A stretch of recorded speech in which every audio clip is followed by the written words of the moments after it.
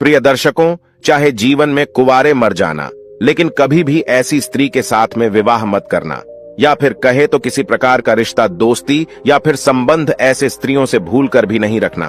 प्रिय दर्शकों, आज आप जीवन की एक ऐसी सच्ची कहानी से रूबरू होने वाले हो जिससे आपको अपने आसपास के स्त्रियों के बारे में ऐसी राज पता चलेगी जिसे सुनकर आपका रूह कांप जाएगा।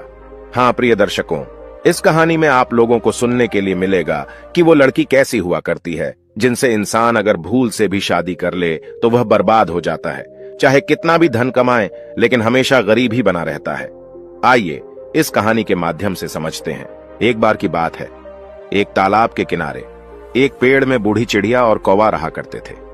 कौवा बूढ़ी चिड़िया के पास बैठा हुआ था तो कौवा ने बूढ़ी चिड़िया से पूछा, मैं जंगल से उड़ते हुए आ रहा था तो मैंने देखा कि पृथ्वी लोक कितना स्वार्थी बन गया है, कौन अपना है और कौन पराया। आज के समय में यह समझना बहुत कठिन है। बूढ़ी चिड़िया बोली, हे कौवा, सही कह रहे हैं आप। अब कौवा बोला, ऐसे में जो एक जीवन साथी होती है, जो किसी इंसान के साथ उसके पूरे जिंदगी साथ रहती है, उसके बारे में पता होना बहुत जरूरी है। फिर बूढ़ी चिड़िया कौवा से कहती हैं, सही कह रहे हो, नहीं तो किसी भी इंसान का जिंदगी एक पल में बर्बाद हो जाता है, वो अमीर से गरीब बन जाता है।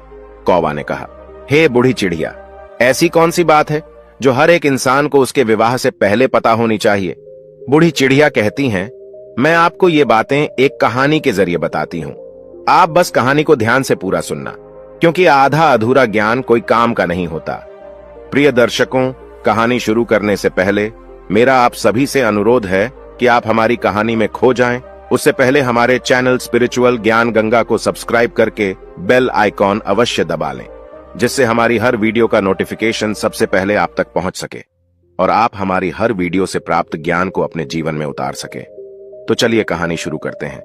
तब बूढ़ी चिड़िया कहती हैं, हे कौवा, प्राचीन काल की बात है, एक गांव जो कि नदी के किनारे बसा हुआ था, उस गांव में एक बहुत ही दयावान राजा रहते थे और उनकी 2 रानियां थीं, और राजा अपने पत्नियों से बहुत ही घनिष्ठ प्रेम करते थे। और एक दिन राजा के राजमहल में एक बेटा पैदा होता है, और इसी खुशी में गांव के जो राजा थे वो अपने दरबार में नृत्य सम्मेलन का आयोजन करते हैं, और इस नृत्य सम्मेलन में आसपास के गांव से भी कुछ लड़कियां भाग लेती हैं। शाम का समय था और नृत्य कला का आयोजन शुरू हो चुका था, और तभी राजा की नजर अचानक से एक सुंदर स्त्री पर पड़ती है, जिसका नृत्य देखकर राजा उन पर मोहित हो जाते हैं। और उसके बाद राजा मंत्री को कहकर अपने विवाह का प्रस्ताव उस लड़की के सामने पेश करवाते हैं, और वो लड़की इस प्रस्ताव को सुनकर के आश्चर्य में पड़ जाती है। और वो लड़की उस मंत्री से कहती है, मुझे कुछ वक्त दीजिए, मैं सोचकर बताती हूं। फिर कुछ दिनों के बाद राजा उस लड़की से शादी कर लेते हैं। फिर कुछ सालों के बाद छोटी वाली रानी के 2 पुत्र होते हैं।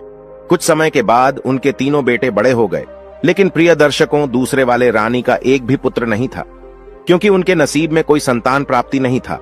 और प्रिय दर्शकों, आप लोग जानते ही हैं कि राजा महाराजाओं को यह शौक हुआ करता था जंगल में शिकार का खेल खेलने का। तो जो राजा के 3 बेटे थे, उनमें से सबसे बड़ा बेटा एक दिन अपने घोड़े पर सवार होकर के जंगल में शिकार करने के लिए गया, और जंगल में शिकार खेलते खेलते पूरा दिन बीत गया, परंतु उसके हाथों से एक हिरण का वध तक नहीं हुआ। उसने एक भी हिरण को नहीं मार पाया। लेकिन तभी अचानक से सामने एक बहुत ही घने जंगल में से एक पागल इंसान निकल करके आया। वो बहुत ही अजीब सा फटा छेटा कपड़ा पहना हुआ था, और उसका व्यवहार भी थोड़ा अजीब सा था। साथ ही खाने के तलाश में इधर उधर भटक रहा था, और कंधे पे तोता बैठा हुआ था। उस इंसान और तोते के बीच में बहुत ही गहरी दोस्ती थी। प्रिय दर्शकों, फिर वो राजकुमार जो कि शिकार करने आए हुए थे, वो उस पागल व्यक्ति के पास जाते हैं और पूछते हैं कि आप कौन हो, तुम यहां जंगल में क्यों भटक रहे हो। लेकिन प्रिय दर्शकों, वो पागल व्यक्ति कुछ नहीं बोलता, और उसे बहुत ही तेज की भूख लगी होती है, क्योंकि वो पागल व्यक्ति खाने की तलाश में था।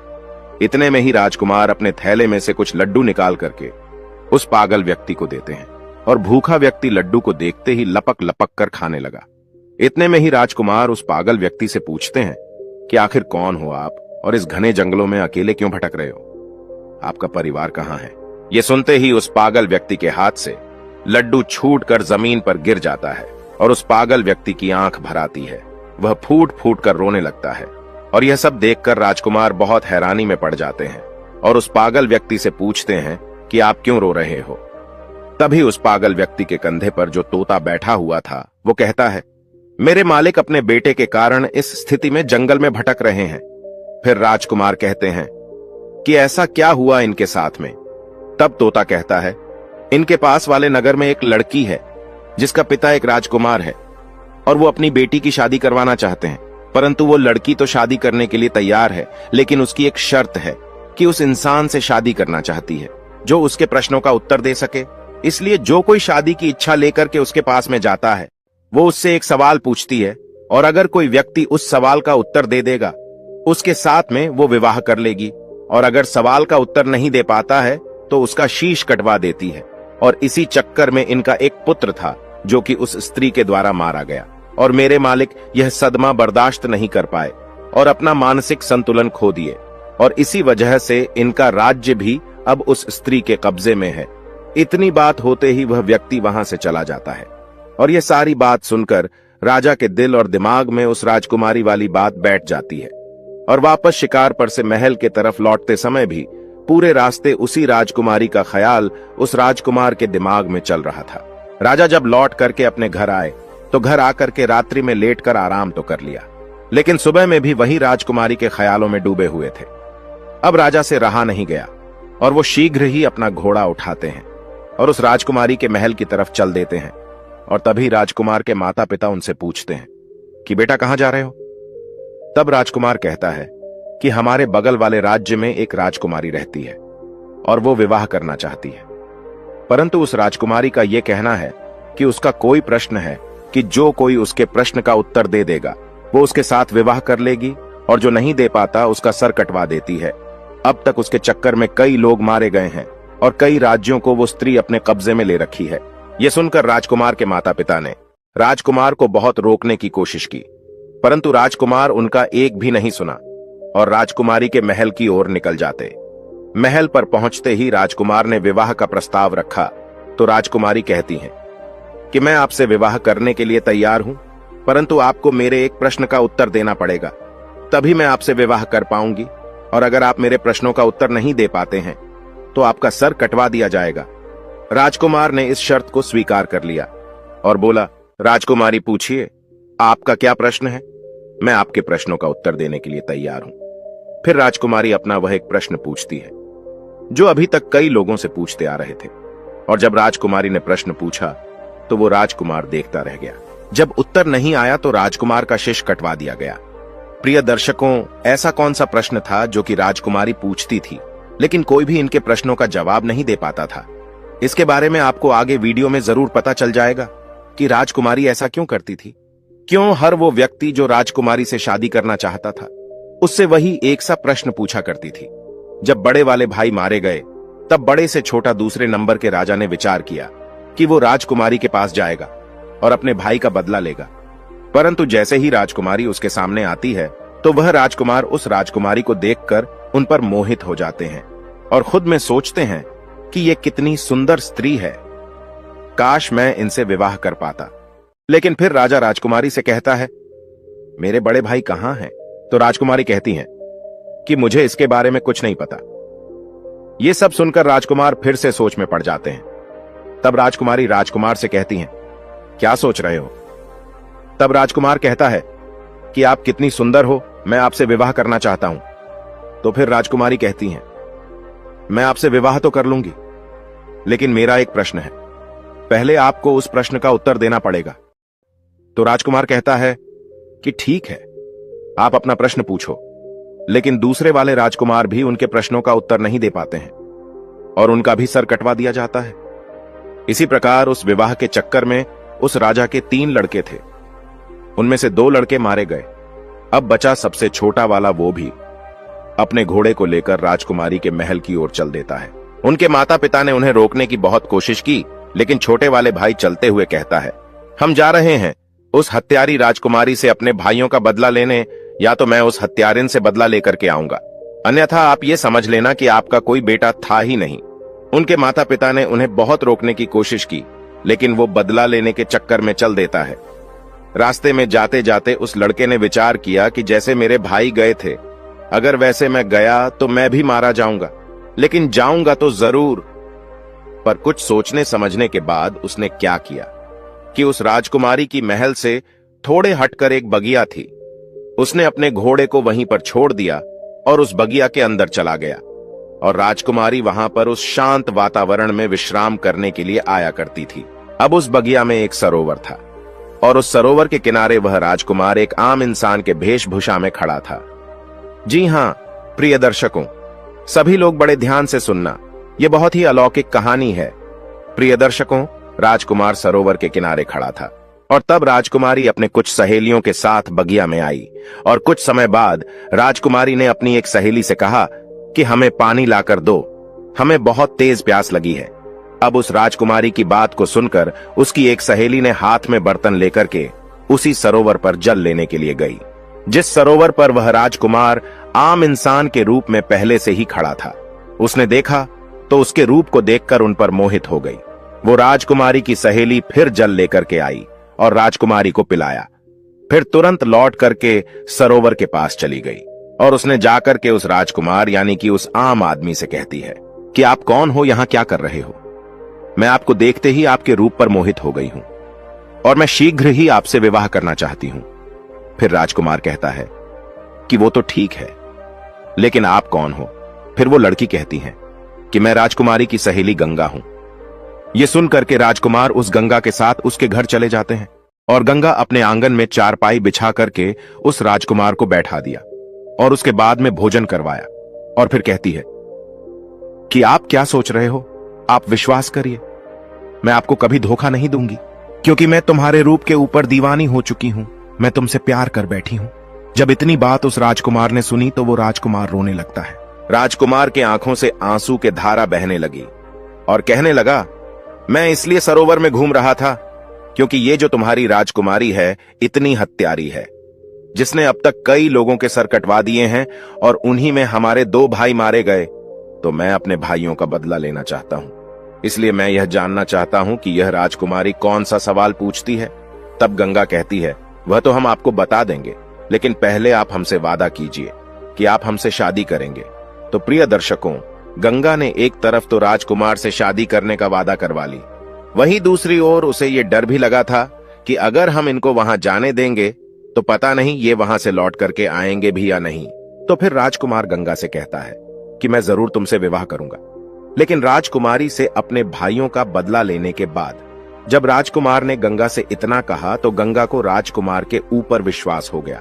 तो फिर गंगा ने राजकुमार को राजकुमारी के बारे में बताना शुरू किया, और गंगा ने कहा कि वो हर एक इंसान से केवल एक ही प्रश्न पूछती है कि गुल सरोवर की क्या कहानी है। तब राजकुमार ने गंगा से कहा कि आपको अगर प्रश्न पता है तो इसका उत्तर भी अवश्य पता होगा, आप हमें इसका उत्तर सुना दीजिए। लेकिन गंगा तुरंत हाथ जोड़ करके बोली, हे महाराज, अगर मुझे उत्तर के बारे में मालूम होता तो चाहे कुछ भी हो मैं आपको इसके बारे में जरूर बताती।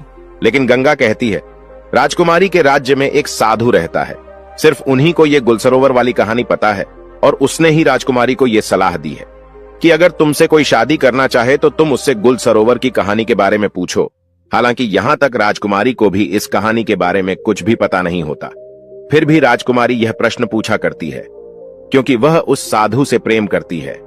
तब राजकुमार ने गंगा से कहा, चलो ठीक है, कोई बात नहीं, तुमने हमारा काम थोड़ा आसान कर दिया। अब हम जाते हैं, पहले गुल और सरोवर की कहानी के बारे में पता करते हैं कि इसकी कहानी क्या है। इसलिए आप यहीं पर इंतजार करिए और हम वापस लौट करके जरूर आएंगे। तब गंगा बोलती है, महाराज, गुल सरोवर की कहानी कहां मिलेंगे आपको? मैं आपको यह बता सकती हूं, लेकिन वहां से जिंदा लौटना नामुमकिन है, वहां से जिंदा नहीं लौट पाओगे। राजा बोले, क्यों नहीं लौट पाएंगे? तब गंगा बोली, रास्ते में बहुत खतरा है, इसलिए आप वहां मत जाइए। इस जिद को छोड़िए, आप अपने भाइयों का बदला नहीं ले पाओगे। आप हमारे साथ विवाह कीजिए और बदला लेने के बारे में भूल जाइए। उस राजकुमार ने कहा, चाहे रास्ते में कितनी भी कठिनाई क्यों ना हो, चाहे संकट कितने भी हो, लेकिन मैं जाऊंगा जरूर और अपने भाइयों का बदला जरूर लूंगा। तो गंगा ने सोचा कि अब हम चाहे इनको कितना भी रोकने की कोशिश करें, लेकिन यह नहीं रुकेंगे।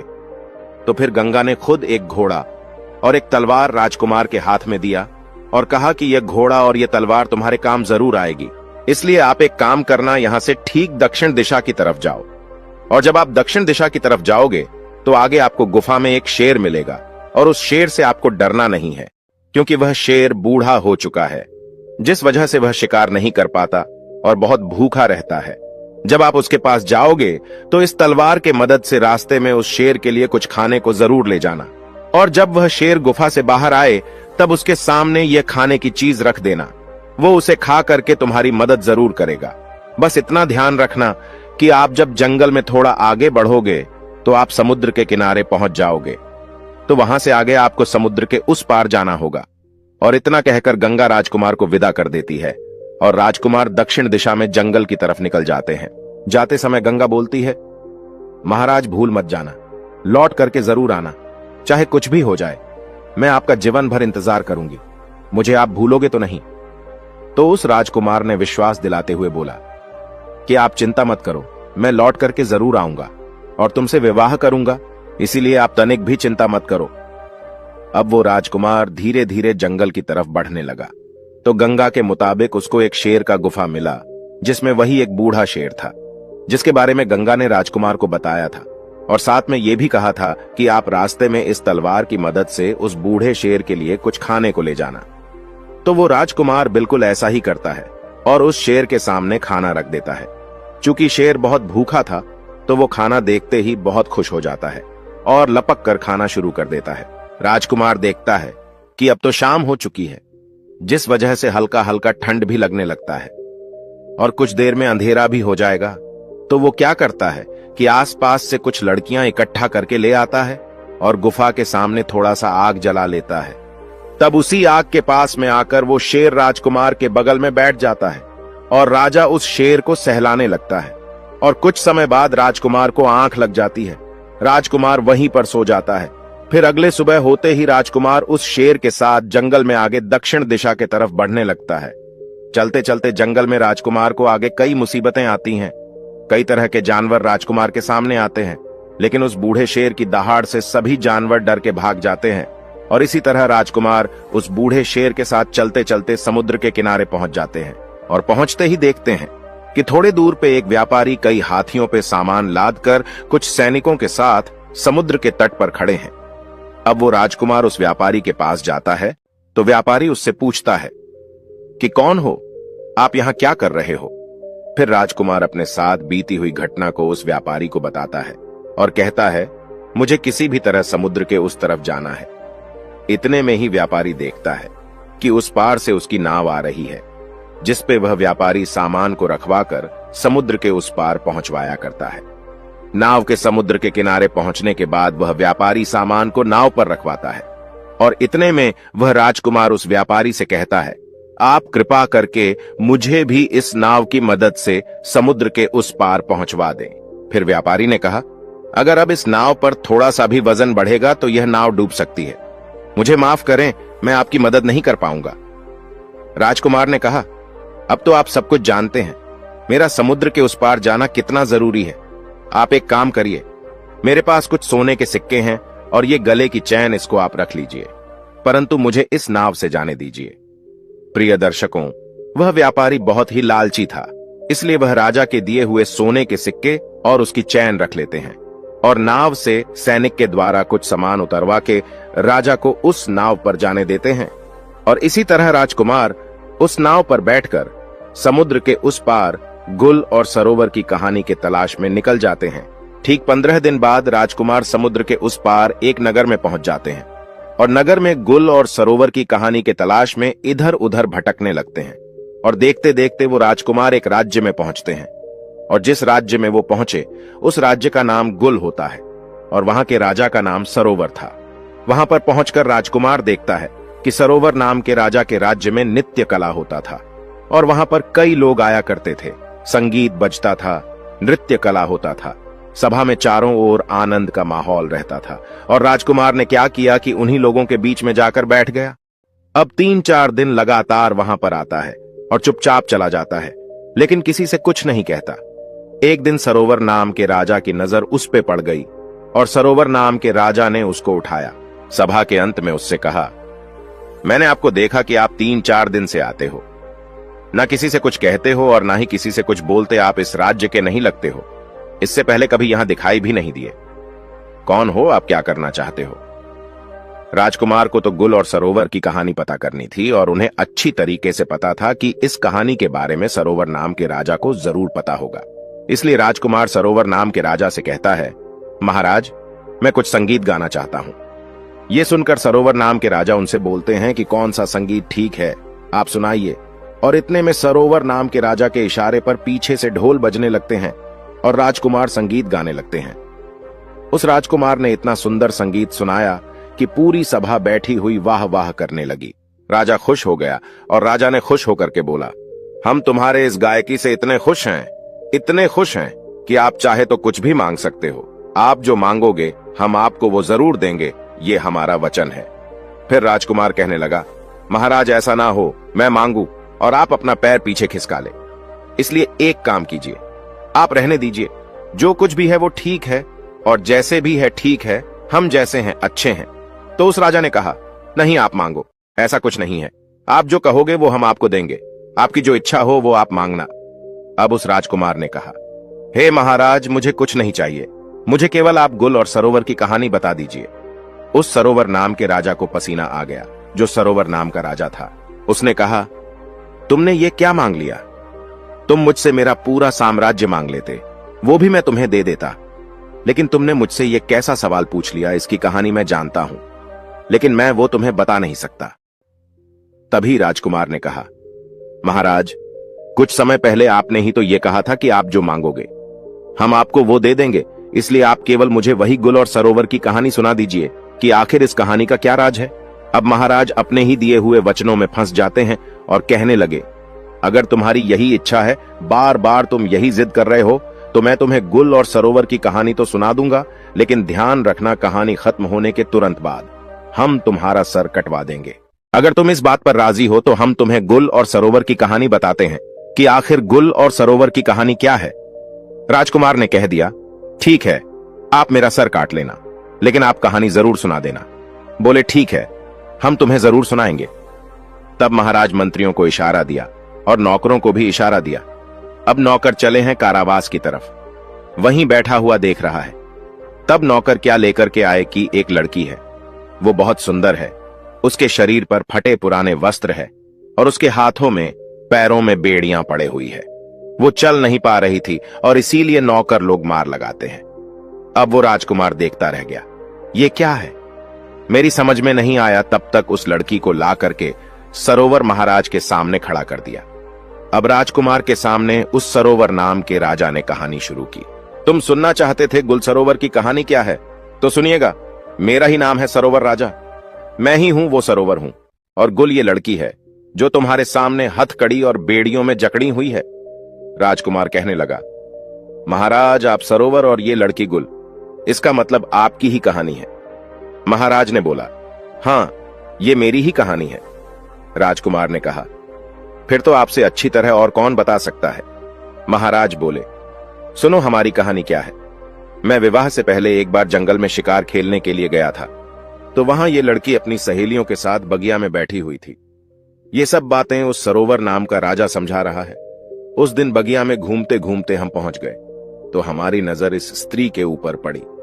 ये गुल नाम की लड़की जो तुम्हारे सामने खड़ी है, इसकी नजर हमारे ऊपर पड़ी और इसे देखकर हम इस पर मोहित हो गए और हमें देख करके ये भी हम पर मोहित हो गई। मैं इस स्त्री के रूप पर इतना मोहित हो गया कि मैं इसके रूप का दीवाना हो गया। अब क्या बताए, इस लड़की को देखकर हम तो कुछ नहीं बोल पाए, लेकिन इस लड़की ने मुझे अपने पास बुला लिया और कहा, कौन हो आप, कहां से आए हो, क्या नाम है, तुम क्या देख रहे हो। तो फिर मैंने उलझी हुई आवाज में से जवाब दिया, मेरा नाम सरोवर है और मैं इस राज्य का राजा हूं, और आप कह रहे हो कि क्या देख रहे हो, तो आप इतनी सुंदर हो कि ऐसा लगता है हम आपको ही देखते रहे। तो इससे पहले कि मैं इस लड़की से कुछ पूछता, तब तक इस लड़की ने हमसे पूछ लिया, क्या आप मुझसे शादी करोगे। जो बात मेरे दिल में थी वो इसने कहा, तो मैं बहुत खुश हो गया।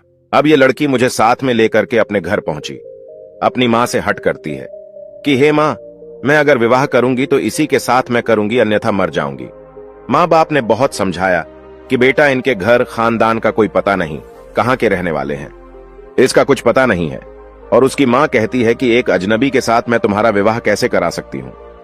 तब महाराज कहता है, उस समय वो लड़की बार बार अपने माता पिता से विनय करने लगती है और खाना पीना तक छोड़ देती है। अब इसके जिद के सामने इसके माता पिता मजबूर होकर इसका विवाह मेरे साथ करवा दिए। और फिर वह सरोवर महाराज राजकुमार से कहता है, जरा ध्यान से इस कहानी को सुनना, क्योंकि इस कहानी में अब बहुत ही राज खुलने वाला है। होता यह है कि इस लड़की का विवाह जब मेरे साथ हो गया, तब विदा होकर के मेरे साथ मेरे घर के लिए आ रही थी, तो रास्ते में यह बहुत ही प्रसन्न थी और मुझसे कह रही थी, मुझे मेरे मन चाहे पिया मिले हैं और मैं खुद दुखी रह सकती हूँ, लेकिन इनको कभी दुखी नहीं रहने दूंगी। और कहती थी कि मैं खुद संकट में रह सकती हूँ, लेकिन इन पे कभी आंच नहीं आने दूंगी और अपने पिया से हमेशा लगाव बना के रखूंगी। ऐसे ही करके हम अपने घर पहुंच गए और इसे अपने घर ले आए, और अब तो हम उसके प्यार में इतना पागल हो गए कि सब कुछ भूलते जा रहे थे। हम अपना राज्य का दरबार भी समय से पहले बंद करके घर पहुंच जाते थे। ऐसे ही कुछ दिनों तक चलता रहा, और कुछ दिनों के बाद से जब घर लौट के इस स्त्री के पास आते थे, तो पता नहीं क्यों हमें बहुत जोर की नींद आ जाया करती थी, और इतने में ही वो राजमहल से जंगल की ओर चल देती है। उस स्त्री के वहां से निकलते ही मैं भी वहां से निकल जाता हूं, इसके पीछे पीछे जाता हूं, और तभी मैं देखता हूं कि वो स्त्री एक साधु के साथ में बैठी हुई हंस हंस कर बातें कर रही है। इतना सब कुछ देखते ही मैं सोचने लगा कि पता नहीं ये उसका रोजाना का काम था या सिर्फ आज का काम है। उसके बाद मैं चुपचाप वहां से वापस राजमहल में लौट जाता हूं। फिर राजकुमार उनसे कहने लगा कि आगे क्या हुआ। तो महाराज ने राजकुमार से कहा, उस दिन मेरा पूरा दिन उसी के बारे में सोचते सोचते निकल गया, एवं दूसरा दिन भी संध्या होने चली, और ये तो हमेशा यही सोचती रहती थी कि कब शाम होगी। तो फिर इसने खाना बनाया और मुझे दिया, लेकिन उस दिन हमने जानबूझकर खाना नहीं खाया। मैंने निर्णय किया कि आज चाहे कुछ भी हो जाए, लेकिन सोएंगे नहीं। फिर देर रात तक उससे बातें करते रह गए, एवं इतने में उस स्त्री ने कहा कि पिया, अब बहुत ज्यादा रात हो चुकी है, आप सो जाइए। तब मैंने आंखें बंद करके सोने का नाटक किया, और तब ये स्त्री उसी साधु के पास चली जाती है। फिर मैं भी उसके पीछे पीछे गया, तो मैं देखता हूं कि वो साधु हाथ में डंडा लिए उस स्त्री से बहुत ही गुस्से में कहता है कि आज तुम्हें यहां पर आने में इतना समय क्यों लग गया, कहां थी इतनी देर तक। फिर वो स्त्री हाथ जोड़ करके साधु से क्षमा मांगते हुए कहा, मेरे पिया, आज विलंब से सोए थे, इसलिए मुझे आने में इतनी देर हो गई। फिर स्त्री ने साधु से कहा कि अगली बार से ऐसा कभी नहीं होगा, क्योंकि अगली बार से मैं उसके खाने में जहर दे करके उसे सदा के लिए सुला दूंगी और आपके पास आ जाऊंगी। तभी मैंने उसके मुख से यह बात सुनी तो मुझे बहुत ही तेज पसीना आने लगा और मैं घबरा गया। उसी समय उस साधु की नजर मुझ पर पड़ जाती है, और साधु ने उस स्त्री से कहा कि उस पेड़ के पीछे छिप करके मुझे कोई देख रहा है। तो फिर वो जो गुल नाम की लड़की थी, उसकी नजर मेरे ऊपर पड़ी। तभी वो स्त्री ने चिल्लाकर कहा कि ये तो मेरे पिया है, आप उसे मार डालिए। फिर क्या था कि वो दो और मैं अकेला, वो दोनों ने मिलकर मुझ पर आक्रमण किया और मुझे मारने की कोशिश की, और हमारे बीच युद्ध छिड़ गया, और फिर मैं युद्ध करते करते नीचे गिर गया। उस साधु ने मुझे कसकर दबा लिया कि तभी ये जो स्त्री है, ये स्त्री नहीं बल्कि हत्यारीन है। उसके बाद ये स्त्री ने तलवार लेकर मेरे सीने पर बैठ गई, और तभी वो जो साधु था वो वहां से भाग जाता है। फिर मुझे कुछ समझ में नहीं आ रहा था कि मैं क्या करूं, और जैसे ही ये स्त्री मुझे तलवार से मारने वाली ही थी कि इतने में महाराज उस राजकुमार से कहता है कि ये जो कुत्ता तुम सामने देख रहे हो, उस वक्त ये कुत्ता आता है और रानी पे काबू करके मेरी जान बचा लेता है। और जो वह साधु था वो समुद्र के उस पार मेहर नाम के राजकुमारी के राज्य में जाकर छिप गया है। राजकुमार को महाराज की पूरी बात समझ में आ गई, और महाराज कहते हैं कि ये थी गुल और सरोवर की कहानी। अब मैं अपने वादे के अनुसार पूरी कहानी तुम्हें सुना दी। अब तुम इस वादे के अनुसार अपना सर कटवाओ। इतने में राजकुमार ने कहा कि महाराज, आप मेरा सर काट लीजिएगा, लेकिन उससे पहले मुझे यह बता दीजिए कि उस रानी ने उस साधु को अपने राज्य में क्यों छिपने दिया, अब तक क्यों छिपा करके रखा है। और जब राजकुमार ने यह कहा तो अब सरोवर महाराज जो है वो अपने ही दिए हुए वचनों में फंस गया, एवं इस सवाल का जवाब नहीं दे पाने के कारण राजकुमार को छोड़ दिया और कहा, मैं तो तुम्हें छोड़ दे रहा हूं, लेकिन आज के बाद मेरे इस राज्य में कभी नजर नहीं आना। राजकुमार ये सब सुन के उस मेहर नाम के राजकुमारी के महल की ओर चल देते हैं। कुछ दिनों के बाद जब राजकुमार मेहर नाम के राजकुमारी के महल में पहुंचते हैं तो राजकुमारी से कहते हैं, मुझे आपसे विवाह करना है। फिर मेहर कहती है, आपको पहले मेरे एक प्रश्न का जवाब देना पड़ेगा, तभी मैं आपसे विवाह करूंगी, और अगर आप जवाब नहीं दे पाते हैं तो आपका सर कटवा दिया जाएगा। प्रिय दर्शकों, अब राजकुमार को तो पहले से ही पता था कि राजकुमारी क्या प्रश्न करने वाली है, इसीलिए राजकुमार ने शर्त स्वीकार कर लिया और कहा, हां पूछो, क्या प्रश्न है तुम्हारा? मैं तुम्हारे प्रश्नों का उत्तर देने के लिए तैयार हूं। लेकिन तुम शायद इस कहानी को सुनने के बाद अपने क्रोध पर काबू नहीं कर पाओगे। अब राजकुमारी सोचती है कि आखिर ऐसा क्या है इस कहानी में जिसे सुनकर मैं क्रोधित हो जाऊंगी। राजकुमारी इस बात पर ध्यान नहीं देते हुए राजकुमार से कहती हैं कि आप कहानी सुनाओ, क्योंकि राजकुमारी उस साधु के प्रेम में अंधी होती है। अब राजकुमार कहानी सुनाता है और जैसे ही कहानी पूरी होती है तो राजकुमारी कहने लगी, ऐसा क्या था इस कहानी में जो मुझे क्रोध आता? राजकुमार बोले, जिस साधु के प्रेम में तुम अंधी हो वो वही गुल सरोवर वाला साधु है जो वहां से भागकर समुद्र के इस पार तुम्हारे पास आकर छिपा हुआ है। अब मेहर को विश्वास नहीं होता और वो तुरंत राजमहल से निकलकर अपने राज्य में उस साधु के यहां पहुंचती है, और उस मेहर के साथ पीछे से वह राजकुमार भी जाता है। और मेहर उस साधु से पूछती है कि तुम कौन हो? साधु घबरा जाता है और कुछ बोल नहीं पाता। इतने में राजकुमारी समझ जाती है कि ये पक्का वही इंसान है। अब राजकुमारी उस साधु से कहती है, तुम्हारे चक्कर में कई लोगों का सर कटवाया गया, तुम खुद सभी लोगों को जंगल में ले जाकर के सिर कटवाए हो, अब तुम्हें भी सजा मिलेगी, तुम्हारा भी सर राज्य के सभी लोगों के सामने कटवाया जाएगा। इतने में साधु बोलता है, राजकुमारी मुझे माफ कर दो, मैंने किसी का जान नहीं लिया, वो सभी लोग अभी भी जिंदा है। तब वो राजकुमार जो मेहर के साथ आया था उस साधु से पूछता है कि कहां हैं सभी लोग, तुम मुझे जल्दी से बताओ। अब वह साधु मेहर और राजकुमार को एक ऐसी जगह पे लेकर जाता है जहां पर वो सभी लोगों को कैद करके रखा था। राजकुमार सभी लोगों को वहां से आजाद कराता है और उनके दोनों बड़े भाई भी मिल जाते हैं, और राजकुमारी उस साधु को हमेशा के लिए उसी कैद में बंद कर देती है। तब राजकुमार उस मेहर नाम के राजकुमारी से कहते हैं, आपका बहुत धन्यवाद, आज आपके वजह से मैं अपने भाइयों से मिल पाया, जहां मुझे लग रहा था कि मेरे दोनों बड़े भाई कब का मर चुके हैं।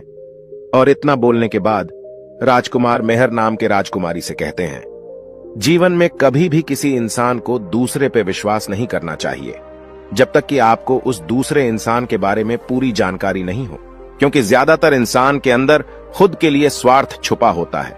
राजकुमार कहता है, जब कोई इंसान कभी कभी किसी परिस्थिति में चतुराई या चालाकी दिखाता है या दूसरों को बेवकूफ मानते हुए कोई अभिनय ढोंग या पाखंड करता है तो इसे त्रिया चरित्र कहते हैं।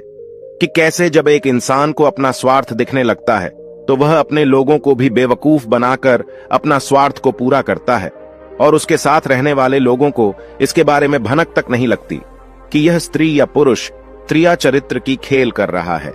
आज के टाइम में हर दूसरा लोग त्रिया चरित्र कर रहा है जिसके अंदर थोड़ा सा भी स्वार्थ है। इसलिए प्रिय दर्शकों, जो आपके दिल के करीब है उसके बारे में आप पूरी जानकारी रखिए कि उसके अंदर खुद को लेकर कोई स्वार्थ तो नहीं छुपा है, और अगर ऐसा है तो आप उनसे थोड़ा दूर ही रहिए, क्योंकि ऐसे में आपको जिंदगी के हर एक कदम पर धोखा ही मिलेगा। क्योंकि एक स्वार्थी इंसान अपने स्वार्थ के लिए जिंदगी में कुछ भी कर सकता है। और राजकुमारी मेहर से इतना कहने के बाद वो राजकुमार अपने भाइयों के साथ महल की ओर चल देता है। प्रिय दर्शकों, हमारी आज की कहानी यहां समाप्त होती है। हम उम्मीद करते हैं कि आपको हमारी आज की यह कहानी, आज का यह वीडियो पसंद आया होगा और आप इससे ढेर सारी प्रेरणा लेंगे। मिलते हैं अगली ज्ञान चर्चा के साथ अगले वीडियो में। तब तक के लिए नमस्कार, धन्यवाद।